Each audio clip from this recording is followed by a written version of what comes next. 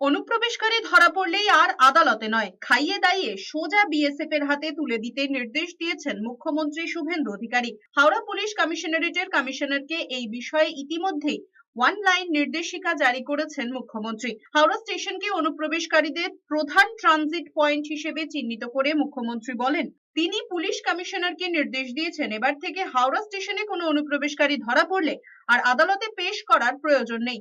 খাইয়ে দাইয়ে সোজা বনগা দিয়ে বিএসএফ এর হাতে তুলে দেওয়া হবে, তারপর বাংলাদেশে ডিপোর্ট করা হবে। বুধবারই কেন্দ্রের নির্দেশিকা মেনে পশ্চিমবঙ্গে ডিটেক্ট ডিলিট ডিপোর্ট করার কথা বলেছিলেন মুখ্যমন্ত্রী শুভেন্দু অধিকারী।